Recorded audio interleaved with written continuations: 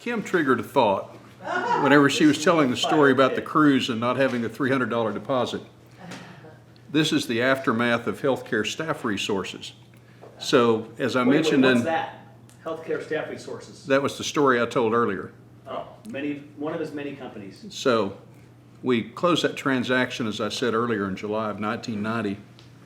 And then I don't hear from Jay again. Now, successful transaction. He has massive amounts of liquidity now, but I don't hear from him. Early part of 1991, he calls up and says, I'm aware of a bank in Denton County that is in trouble. And this particular bank has been requested by the regulatory authorities to dump a bunch of its loan portfolio. And I'm interested in buying this loan portfolio. But I need somebody to administer the loan portfolio.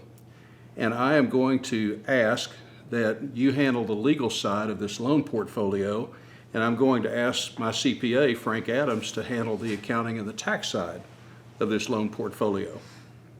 Are you interested? Sure. He said, I'll make you an owner in the deal, and I will sell you an ownership interest for $5,000. Now, 15% of the deal. That's right. Ooh, wow. How about Now, 15% for $5,000. Now,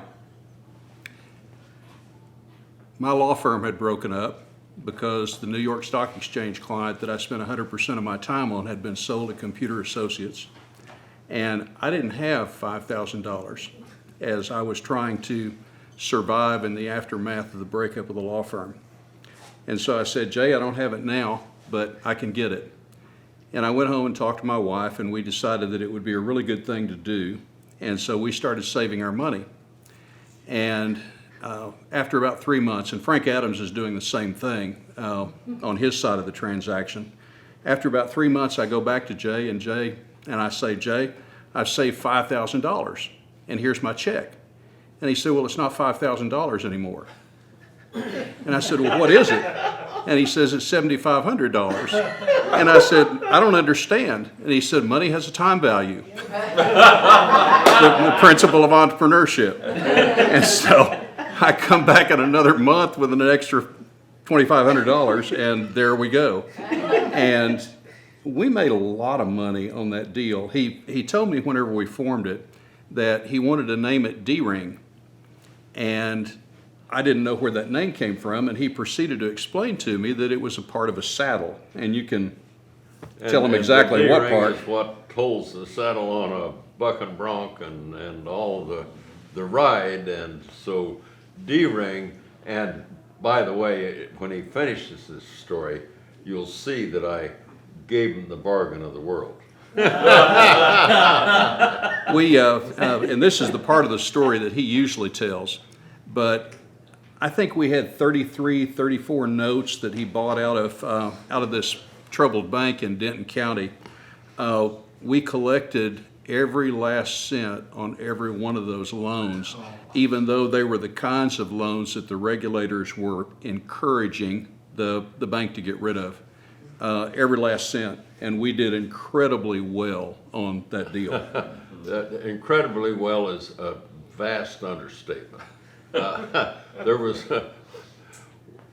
These were loans that were classified, and the bank selling them got great benefits for getting rid of them, and the regulators gave them credit for a big portion of that amount of the loan. But one of them was a house out somewhere out of Denton, and I think we paid $50,000 for the note on a $200 and some thousand loan, and before anything else happened, about 3 weeks later, there is a check in the mailbox. The guy paid off the full amount of the loan. I mean, there was some really wild moments. There might have been a little luck involved. If I remember the story right, didn't you require that you were going to speak to every, Well, yes, and that's very, very important. When we bought these loans, number one, I asked the bank, will you reformat these loans if the man owing the money agrees? And the bank, before I take them, I didn't want all the paperwork. And the trick of the whole deal, thank you, Stephen, was that I went to each person that owed a loan to the bank. And I said, I'm looking at a group of loans from your bank, and as you know, and they probably didn't, your loan is a negotiable instrument. They can sell it to anybody without asking you. That's immaterial. However, I have a personal rule. I'll never buy a person's note unless they want me to. Entrepreneurial principle. Incredibly different environment, unbelievable. Now, the guy says, well, you know, I can't make that big a pay, I'd like a longer amortization.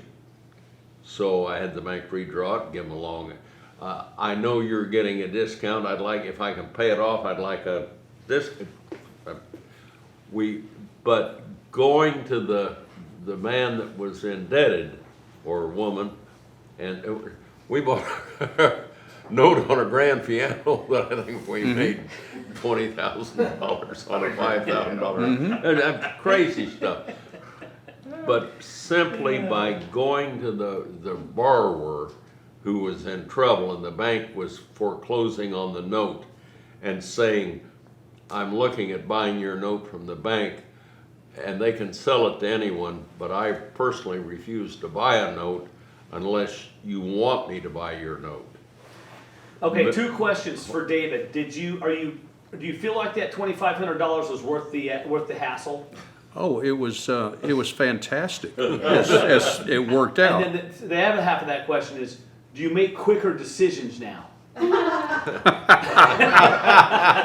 Well, it wasn't really difficult to make the decision to be involved. It was difficult to come up with the money. And let me just close by saying, my primary goal remaining in life is to make longer 2 long lists. One, a list of people I've played a significant role in making millionaires, and the other, a list of people I've played a significant role in making multimillionaires. Yeah, there you go.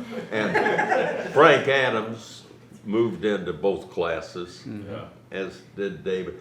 And it's so much fun, and particularly with a business, small business, where making them rich gives them the ability to hire people and strengthen our foundations and our economy.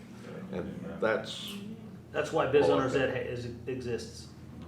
All right, get And off my stage. I want to tell one other short story. This was just triggered by what he said. This is why we're here. Now we're in 1991, and so we're talking again, and we're working on D-Ring. And he calls up on a Saturday before Memorial Day on Monday and says, I have something I want to talk with you about. Will you come out to the office on Memorial Day? Now again, coming out of a public company environment where the executives jet off someplace every holiday weekend, it's unheard of for me to work on Memorial Day weekend. But I said, yes, I'll be there. And so I come out and we work all day on Memorial Day weekend, and that became a pattern, because every year for the next 5 years, I spent Memorial Day with him working on something.